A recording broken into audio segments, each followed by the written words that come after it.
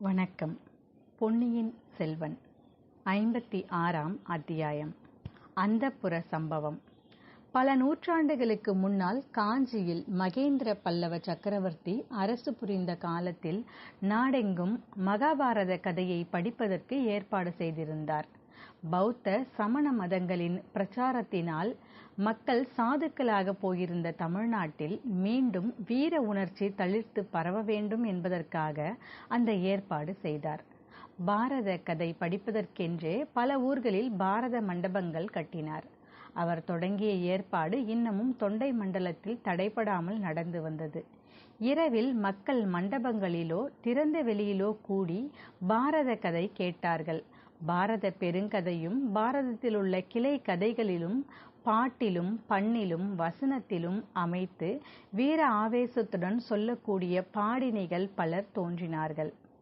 அர்ஜுனன் தீர்த்த யாத்திரை சென்றிருந்த போது மணிபுரியை அடுத்த வனத்தில் மணிபுரி ராஜகுமாரியான சித்திராங்கியை கண்டான். இருவரும் காதல் கொண்டார்கள். சித்திராங்கிக்கு அரவான் என்னும் அருமை புதல்வன் பிறந்தான். மலைநாட்டு கோமகளுக்கு அர்ஜுனனால் பிறந்த மகன் ஆதலால் அரவான் மகா வீரனாயிருந்தான். பாரத யுத்தம் நடக்கப் போகிறது என்று அறிந்து அவனும் பாண்டவர் படையில் சேர வந்து சேர்ந்தான். போர் தொடங்குவதற்கு முன்னால் சகல லட்சணங்களும் பொருந்திய மகா வீரனான இளைஞன் ஒருவனை களபலி கொடுக்க வேண்டும் என்ற பேச்சு வந்தபோது, இதோ நான் இருக்கிறேன், என்னை களபலியாக கொடுங்கள் என்று அரவான் முன்வந்தான். அவனை காட்டிலும் சிறந்த வீரன் யாரும் பாண்டவர் பக்கத்தில் இல்லாதபடியால் தானாக முன்வந்த அரவானையே பலி கொடுக்க வேண்டியதாயிற்று. தன்னுடைய கட்சியின் வெற்றிக்காக தன் உயிரை தியாகம் செய்த வீர அரவானின் கதை தமிழ் மக்களின் உள்ளத்தை கொள்ளை கொண்டது. திரௌபதி அம்மனுக்கு கோயில் கட்டிய இடங்களிலெல்லாம் பக்கத்தில் அரவானுக்கும் கோயில் கட்டி திருவிழா நடத்தினார்கள். மாமல்லபுரத்து 5 ரதங்களின் அருகில் அன்றிரவு நடந்த அரவான் கதை முடிவடைந்து விட்டதாக தோன்றியது. 3 உலகமும் உடைய சுந்தர சோழ சக்கரவர்த்தி வாழ்க, கோப்பரகேசரி ஆதித்த கரிகாலர் வாழ்க என்று பல குரல்களில் எழுந்த கோஷங்கள் காற்றிலே மிதந்து வந்தன. கதை கேட்டு கொண்டிருந்தவர்கள் எழுந்து கலையத் தொடங்கினார்கள். கதை முடிந்துவிட்டது, மலையமான் சிறிது நேரத்தில் திரும்பி வந்து விடுவார் என்றான் கரிகாலன். அரவான் கதை முடிந்தது, ஆனால் தாங்கள் சொல்லி வந்த கதை இன்னும் முடியவில்லையே என்றான் பார்த்திபன். இந்த பிராயத்தில் மலையமானின் மனோதிடத்தை பார், இன்னமும் நடுநிசி வரையில் கண்விழித்து கதை கேட்கப் போகிறார் பார் என்றார் கரிகாலன்.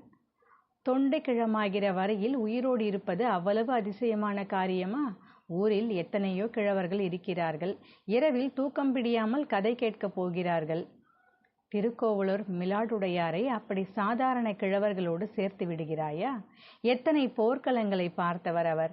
மலையமானின் வயதில் நாம் உயிரோடு இருப்போமா என்பதே சந்தேகம். இருந்தாலும் அவரை போல் திடமாய் இருக்க முடியாதே. அரசே, பழைய காலத்து மனிதர்கள் திடமாய் இருப்பதற்கு காரணம் இருக்கிறது. அது என்ன காரணம்? அவர்கள் பெண்களின் மோக வலையில் சிக்குவதில்லை. கேவலம் ஒரு அர்ச்சகரின் மகளிடம் மனதை பறிகொடுத்து விட்டு அவளை நினைத்து உருகி கொண்டிருப்பதில்லை.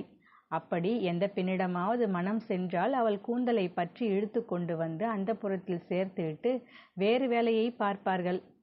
பார்த்திபா, நந்தினி உண்மையில் அர்ச்சகர் வீட்டு பெண் அல்ல. அவளுடைய பிறப்பை குறித்து ஏதோ ஒரு ரகசியம் இருக்க வேண்டும். நந்தினி யாருடைய மகளாயிருந்தால் என்ன? அர்ச்சகர் மகளாயிருந்தால் என்ன? அரசர் மகளாயிருந்தால் என்ன? அல்லது அனாதை பெண்ணாயிருந்தால்தான் என்ன? அந்த இன்னொரு கிழவர் பெரிய பழுவேட்டரையரை பாருங்கள். எங்கேயோ வழியில் அவளை பார்த்தார். உடனே இழுத்து கொண்டு வந்து 8ஓடு 9 என்று அந்தப்புரத்தில் அடைத்தார். நண்பா, அதை நினைத்தால் எனக்கு அதிசயமாகத்தான் இருக்கிறது. எதை நினைத்தால்? அந்த கிழவர் எப்படி இவளுடைய வலையில் சிக்கினார் என்பதைத்தானே? இல்லை இல்லை, ஒரு காலத்தில் என்னை காதலித்ததாக சொன்னவள், பிறகு வீரபாண்டியனை காதலித்து அவன் உயிரை காப்பாற்ற முயன்றவள் இந்த தொண்டு கிழவரை மணந்து கொள்ள எவ்வாறு சம்மதித்தாள்? அதை நினைத்தால்தான் அதிசயமாய் இருக்கிறது. எனக்கு அது ஒன்றும் அதிசயமாக தோன்றவில்லை ஐயா. தங்களுடைய செயலை நினைத்தால்தான் அதிசயமாய் இருக்கிறது. சோழ குலத்தின் பரம வைரியான பாண்டியன் தோல்வி அடைந்ததும் ஓடி ஒளியும் கோழையினும் கோழையானாலும் வீரபாண்டியன் என்று பெயர் சுட்டி கொண்டவன். அவனுக்கு அடைக்கலம் கொடுத்து உயிர் பிச்சை கேட்டவளை தாங்கள் சும்மா விட்டு வந்தீர்களே, அதை எண்ணினால்தான் அதிசயத்திலும் அதிசயமாய் இருக்கிறது. ஒன்று, அவளையும் அங்கேயே கத்தியால் வெட்டி போட்டிருக்க வேண்டும்.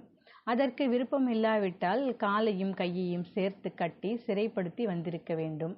இந்த இரண்டில் ஒன்றும் செய்யாமல் சும்மா விட்டு வந்தீர்களே. இப்போது எனக்கு கூட ஞாபகம் வருகிறது. அரசே, அந்த குடிசையின் வாசலில் தாங்கள் வீரபாண்டியன் உடலை தூக்கி கொண்டு வந்து போட்டீர்கள். நாங்கள் அனைவரும் வெறி கொண்டவர்களைப் போல் வெற்றி முழக்கம் செய்தோம். அதற்கு நடுவில் குடிசைக்குள்ளே இருந்து விம்மல் சத்தம் ஒன்று வந்தது. அது யார் என்று நான் கேட்டேன். யாரோ அர்ச்சகர் குடும்பத்து பெண்கள். ஏற்கனவே அவர்கள் பீதியடைந்து கதிகலங்கி போயிருக்கிறார்கள். நீங்கள் யாரும் உள்ளே போக வேண்டாம் என்றீர்கள். வெற்றி வெறியில் இருந்த நாங்களும் அதை பொருட்படுத்தவில்லை. உடனே எல்லோருமாக வீரபாண்டியனுடைய தலையை எடுத்துக்கொண்டு கிளம்பினோம். தாங்களும் எங்களுடன் வந்தீர்கள். ஆனால் எங்கள் களிப்பிலும் கொண்டாட்டத்திலும் அவ்வளவாக தாங்கள் கலந்து கொள்ளவில்லை. உற்சாகம் குன்றி காணப்பட்டீர்கள். நான் காரணம் கேட்டேன். தாங்கள் ஏதோ சமாதானம் சொன்னீர்கள். தங்களுக்கு ஏதேனும் பலமான காயம் பட்டிருக்குமோ என்று நான் சந்தேகித்து கேட்டது கூட எனக்கு இப்போது ஞாபகம் வருகிறது என்றான் பார்த்திபேந்திரன். என் உடம்பில் ஒன்றும் காயம் படவில்லை பார்த்திபா. உள்ளத்தில் என்றும் ஆறாத காயம் பட்டுவிட்டது. பாண்டியன் படுத்து கிடந்த கட்டிலுக்கு முன்னால் வந்து அவள் கைகூப்பி என்னிடம் உயிர் பிச்சை கேட்ட காட்சி என் மனதை விட்டு அகலவில்லை. ஐயோ, அவள் கேட்டதை கொடுக்காமல் போய்விட்டோமே என்று என் மனம் பதபதைத்தது. என் உயிரை கொடுப்பதின் மூலம் வீரபாண்டியனை உயிர்ப்பித்து அவளிடம் சேர்க்க முடியுமானால் அப்படியே நான் செய்திருப்பேன். இது முடியாதபடியால் என்னை நானே நொந்து கொண்டேன். பார்த்திபா, நம்முடைய வல்லமைகளை பற்றி நாம் எவ்வளவோ நினைத்து கொள்கிறோம். நம்மால் ஆகாத காரியம் ஒன்றுமே இல்லை என்று கருதி இருமாப்பு அடைகிறோம். அரசர்களிடம் மகாவிஷ்ணுவின் அம்சம் இருக்கிறது என்று ஓலை சுவடிகளில் எழுதி வைத்திருப்பதை கேட்டுவிட்டு அதை கூட உண்மை என்று நம்பிவிடுகிறோம். ஆனால் உடலை விட்டு பிரிந்து போன ஆவியை திரும்ப கொண்டு வரும் வல்லமை நமக்கு உண்டா? அரச குலத்தில் பிறந்த யாருக்காவது இருந்திருக்கிறதா? நம்மால் உயிரை வாங்கத்தான் முடியும். ஆனால் உயிரை கொடுக்கும் சக்தி மனிதர்களாய் பிறந்த யாருக்கும் இல்லை. அப்படி இல்லாமல் இருப்பதே மிக நல்லது. அந்த வல்லமை தங்களுக்கு இருந்திருந்தால் எவ்வளவு தவறான காரியம் நடந்து போயிருக்கும். பாண்டியனுக்கு மறுபடியும் உயிரை கொடுத்திருப்பீர்கள். அவன் மீண்டும் எங்கேயாவது மலை பொந்தில் போய் ஒளிந்திருப்பான். பாண்டிய நாட்டு யுத்தம் ஒருவேளை இன்னும் நடந்து கொண்டிருந்திருக்கும். இவ்வளவும் ஒரு பெண்ணின் பொய்க்கண்ணீருக்காக என்றான் பார்த்திபேந்திரன்.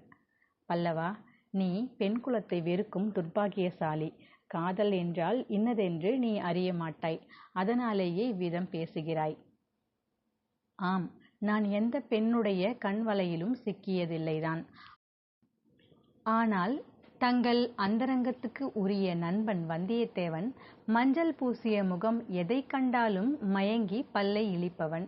ஆகையினாலேயே அவனை தங்களுக்கு என்னை காட்டிலும் பிடித்திருக்கிறது, இல்லையா அரசே? ஆஹா, கடைசியில் வந்தியத்தேவனிடம் வந்துவிட்டாய் அல்லவா? ஏது இத்தனை நேரம் அவனை மறந்து விட்டாயே என்று பார்த்தேன். ஆம், அவனை பற்றி உண்மையை சொன்னால் தங்களுக்கு கசப்பாகவே இருக்கும். அந்த பேச்சை விட்டுவிடுகிறேன். பிறகு என்ன நடந்தது அரசே? நந்தினியை மறுபடியும் தாங்கள் சந்திக்கவே இல்லையா? வீரபாண்டியனுக்காக உருகினவள் எப்படி கிழவர் பழுவேட்டரையரை மணந்தாள் என்று அவளை கேட்கவே இல்லையா? வீரபாண்டியனை கொன்ற இரவில் வெற்றி கோலாகலங்களுக்கு பிறகு நீங்கள் எல்லோரும் பாசறைகளில் படுத்து தூங்கினீர்கள். எனக்கோ தூக்கம் வரவே இல்லை. அவளை மறுபடியும் பார்க்க வேண்டும் என்று என் உடம்பிலுள்ள ஒவ்வொரு நரம்பும் துடித்தது. அவளை பார்த்து ஏதேனும் சமாதானம் சொல்ல வேண்டும், மன்னிப்பு கேட்க வேண்டும் என்று விரும்பினேன். மற்றொரு சமயம் அவள் பேரில் எனக்கு பொங்கி எழுந்த கோபத்தை கொட்ட வேண்டும் என்று ஆவேசம் உண்டாயிற்று. எப்படியாவது அவளை பார்த்தாலொழிய மன நிம்மதி ஏற்படாது.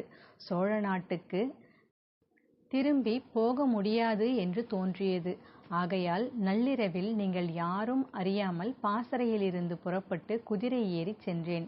வைகை நதியின் நடுவில் இருந்த தீவை அடைந்தேன். மனம் பதபதைக்க உடம்பெல்லாம் நடுங்க, கால்கள் தள்ளாட குதிரையிலிருந்து இறங்கி மெல்ல மெல்ல நடந்து பெருமாள் கோயிலுக்கு அருகில் சென்றேன். அங்கே இருந்த குடிசைகளெல்லாம் எரிந்து சாம்பலாகி கிடப்பதை கண்டேன். ஒரு வயோதிகரும் வயோதிக ஸ்திரீயும் எரிந்த குடிசைக்கு பக்கத்தில் உட்கார்ந்து புலம்பிக் கொண்டிருந்தார்கள். இன்னும் கொஞ்சம் நெருங்கி சென்று பார்த்ததில் அவர்கள்தான் முன்னொரு தடவை நந்தினியை பழையாறை அரண்மனை தோட்டத்துக்கு அழைத்து வந்தவர்கள் என்று தெரிந்தது. என்னை பார்த்ததும் அவர்களுடைய துக்கமும் பீதியும் பன்மடங்கு ஆயின. முதலில் அவர்களால் எதுவுமே பேச முடியவில்லை. கொஞ்சம் கொஞ்சமாக அவர்களை தைரியப்படுத்தி விசாரித்தேன். ஆற்றுக்கு அக்கறையில் இருந்த கிராமத்தில் அவர்களுடைய மூத்த குமாரி இருந்தாளாம். அவளுக்கு பிரசவ காலம் என்று அறிந்து அவளை பார்த்து வர போயிருந்தார்களாம். நந்தினி அவர்களுடன் வர மறுத்துவிட்டாளாம். மனம் போனபடி நடந்து பழக்கமுள்ள அந்த பிடிவாதக்கார பெண்ணை ஒன்றும் செய்ய முடியாமல் அவர்கள் மட்டும் போய்விட்டு திரும்பி வந்தார்களாம். வழியில் யாரோ சில முரடர்கள் ஒரு பெண்ணை காலையும் கையையும் கட்டி எரிந்து கொண்டிருந்த சிதையில் பலவந்தமாக போட முயன்றதை அவர்கள் பார்த்தார்களாம். யுத்த காலத்தில் இத்தகைய விபரீதங்கள் நடப்பது இயல்பு என்று எண்ணி அவர்களுக்கு அருகில் போகவும் பயந்து கொண்டு விரைவாக இங்கே வந்து சேர்ந்தார்களாம். வந்து பார்த்தால் குடிசைகள் பற்றி எரிந்து கிடந்தனவாம். நந்தினியையும் காணவில்லையாம். இந்த விவரத்தை சொல்லிவிட்டு அர்ச்சகரும் அவர் மனைவியும், இளவரசே, எங்கள் மகள் எங்கே, எங்கள் அருமை குமாரி எங்கே என்று கதறினார்கள். அவர்கள் நந்தினியின் உண்மை பெற்றோர்கள் அல்ல என்று எனக்கு முன்னமே தெரிந்திருந்தது. இப்போது அது சர்வ நிச்சயமாயிற்று. உண்மையில் பெற்றவர்களாயிருந்தால் இப்படி தனியாக விட்டுவிட்டு போயிருப்பார்களா? ஆகையால் அவர்கள் பேரில் எனக்கு இரக்கமோ அனுதாபமோ உண்டாகவில்லை. நந்தினியின் கதியை பற்றி சொல்ல முடியாத துக்கம் ஏற்பட்டு நெஞ்சை அடைத்தது. உங்கள் மகள் எரிந்த சிதையை தேடிப்போய் நீங்களும் எரிந்து செத்துப்போங்கள் என்று வயிற்றெரிச்சல் தீர அவர்களை சபித்துவிட்டு திரும்பி பொழுது விடிவதற்குள் பாசறைக்கு வந்து சேர்ந்தேன். நீங்கள் எல்லோரும் நன்றாக தூங்கிக் கொண்டிருந்தீர்கள். நான் போனது, திரும்பி வந்தது ஒன்றுமே உங்களில் யாருக்கும் தெரியாது. ஆம் இளவரசே, தெரியாதுதான். அதற்கு பிறகும் இத்தனை காலமாக இதையெல்லாம் தங்கள் மனதிலேயே வைத்து கொண்டிருந்ததை நினைத்தால் வியப்பாய் இருக்கிறது.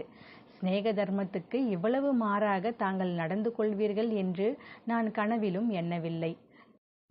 தங்களுடைய நிலையில் நான் இருந்திருந்தால் தங்களிடம் சொல்லாமல் இருந்திருக்க மாட்டேன் என்றான் பார்த்திபன். ஆனால் நீ என்னுடைய நிலையில் இல்லையே பார்த்திபா. இந்த உலகில் யாருமே என்னுடைய நிலையில் இருந்திருக்க முடியாது. என் நிலையில் இருந்திருந்தால் நீ எப்படி நடந்து கொண்டிருப்பாய் என்று யார் சொல்ல முடியும் என்றான் கரிகாலன். அரசே, நடந்து போனதை பற்றி இப்போது நமக்குள் விவாதம் வேண்டாம். அப்புறம் என்ன நடந்தது? நந்தினியை பிறகு எப்போது பார்த்தீர்கள்? பழுவூர் இளையராணி ஆன பிறகா, அதற்கு முன்னமேயா? அதற்கு முன்னால் நான் பார்த்திருந்தால் அவள் பழுவூர் ராணி ஆகியிருக்க மாட்டாள். பழுவேட்டரையரின் கல்யாணம் நடந்தபோது நானும் நீயும் ஊரில் இல்லை. அந்த செய்தி வந்தபோது நாம் இருவரும் அருவருப்போடு பேசிக்கொண்டது உனக்கு நினைவில் இருக்குமே. அதற்கு சில நாளைக்கு பிறகு எனக்கு யுவராஜ்ய பட்டாபிஷேகம் நடந்தது.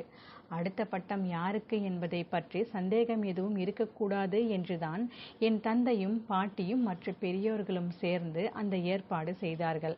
மதுராந்தகனுக்கு யாராவது துர்போதனை செய்து தூபம் போட்டுவிடப் போகிறார்கள் என்ற பயம் அவர்களுக்கு இருந்ததோ என்னமோ. இளவரசு பட்டம் கட்டியதோடு பரகேசி பட்டம் அளித்து என் பெயரிலேயே கல்வெட்டு சாசனம் ஏற்படுத்தும் உரிமையும் அளித்தார்கள். இனி இச்சோழ சாம்ராஜ்யத்தை ஆளும் பொறுப்பு முழுவதும் உனக்கே என்று என் அருமை தந்தை மனதார வாயார கூறினார். அதை நாட்டார், நகரத்தார், அமைச்சர்கள், தளபதிகள் அனைவரும் ஒப்புக்கொண்டு ஜெயகோஷம் செய்தார்கள். இந்த கோலாகலத்தில் நான் நந்தினியை அடியோடு மறந்திருந்தேன். ஆனால் பட்டாபிஷேக சடங்கு நடந்து முடிந்து சிறிது நேரத்திற்கு எல்லாம் அவளை நான் என்றும் மறக்க முடியாத சம்பவம் நடந்தது. பழமையான சோழர் குலத்து மணிமகுடத்துடன் என்னை சக்கரவர்த்தி அந்தப்புரத்துக்கு அழைத்து போனார். என் அன்னையிடமும் பாட்டியிடமும் மற்ற அந்தப்புர மாதரசிகளிடமும் ஆசி பெறுவதற்காக அழைத்து போனார். என்னை தொடர்ந்து என் சகோதரனும் முதல் மந்திரியும் பழுவேட்டரையர்களும் வந்தார்கள். அந்தப்புரத்தில் வயது மிகுந்த தாய்மார்களோடு என் தங்கையும் அவளுடைய தோழிகளும் மற்றும் பல இளமங்கையரும் கூட்டமாக நின்றார்கள். எல்லோரும் ஆடை ஆபரணங்களினால் ஜொலித்துக்கொண்டு மகிழ்ச்சியினால் மலர்ந்த முகங்களோடு எங்கள் வரவை ஆவலுடன் எதிர்பார்த்து கொண்டு நின்றார்கள். ஆனால் அத்தனை முகங்களிலும் ஒரே ஒரு முகம்தான் என் கண்ணுக்கு தெரிந்தது. இது நந்தினியின் முகம்தான். எரிந்து சாம்பலாய் போனாள் என்று நான் எண்ணியிருந்த என் இதய தேவதைதான் அவள். அந்த அரண்மனை அந்தப்புரத்துக்குள் அவள் எப்படி வந்தாள்? அவ்வளவு பிரமாதமான ஆடை அலங்காரங்களுடன் ராணிகளுக்கு நடுவில் நடுநாயகமான மகாராணியாக அங்கே எப்படி நிற்கிறாள்? அவள் முகத்தில்தான் என்ன மந்தகாசம்! அவளுடைய சௌந்தரியமும் முன்னை காட்டிலும் 10 மடங்கு அதிகமாயிருப்பது எப்படி? சில கண நேரத்திற்குள் என் உள்ளம் பற்பல ஆகாச கோட்டைகளை கட்டிவிட்டது. சோழ சாம்ராஜ்யத்திற்கு உரியவன் என்று நான் முடிசூட்டி கொண்ட அன்றைய தினம் உண்மையிலேயே என் வாழ்நாளில் அதிர்ஷ்ட தினம் ஆகப் போகிறதா? என் உள்ளத்தை கவர்ந்த ராணியை என் பட்ட மகிழ்ச்சியாகவும் அடையப் போகிறேனா? ஏதோ ஒரு அதிசயமான இந்திரஜாலத்தினால் மந்திர சக்தியினால் அவ்விதம் நடக்கப் போகிறதா? இப்படி நான் எண்ணிக்கொண்டிருக்கையில் என் அன்னை வானமாதேவி முன்னால் 2 அடி நடந்து வந்து குழந்தாய் என்று சொல்லி என்னை ஆசீர்வதித்து உச்சி மோர்ந்தாள். அதே சமயத்தில் யாரும் எதிர்பாராத அச்சம்பவம் நடந்துவிட்டது. என் தந்தை ஆ என்று கத்தி கூச்சலிட்டுவிட்டு திடீர் என்று தரையில் சுருண்டு விழுந்து மூர்ச்சை அடைந்தார். உடனே அவ்விடத்தில் பெரும் குழப்பமாகிவிட்டது. நானும் மற்ற எல்லோரும் சக்கரவர்த்தியை தூக்கி உட்கார வைத்து மூர்ச்சை தெளிவிப்பதில் கவனம் செலுத்தினோம். என் அன்னையும் பாட்டி செம்பியன் மாதேவியையும் தவிர மற்ற மாதர் அனைவரும் உள்ளே சென்று விட்டார்கள். தந்தைக்கு சீக்கிரத்தில் மூர்ச்சை வெளிவந்துவிட்டது. என் சகோதரி குந்தவையை தனி இடத்துக்கு நான் அழைத்துச் சென்று நந்தினி அங்கே எப்படி வந்தாள் என்று கேட்டேன். நந்தினி பெரிய பழுவேட்டரையரை மணந்து கொண்டு இப்போது பழுவூர் இளையராணியாக விளங்குகிறாள் என்று குந்தவை சொன்னாள். என் நெஞ்சில் கூரிய ஈட்டி பாய்ந்தது. நண்பா, போர்க்களங்களில் எத்தனையோ முறை நான் காயம்பட்டதுண்டு. ஆனால் நந்தினிதான் பழுவூர் இளையராணி என்று குந்தவை கூறியதனால் என் நெஞ்சில் ஏற்பட்ட காயம் இன்னும் ஆறவில்லை என்று ஆதித்த கரிகாலன் கூறி தன்னுடைய நெஞ்சை அமுக்கி பிடித்து கொண்டான். நெஞ்சில் அவனுக்கு இன்னும் வலி இருந்து வந்தது என்பது நன்றாய் தெரிந்தது.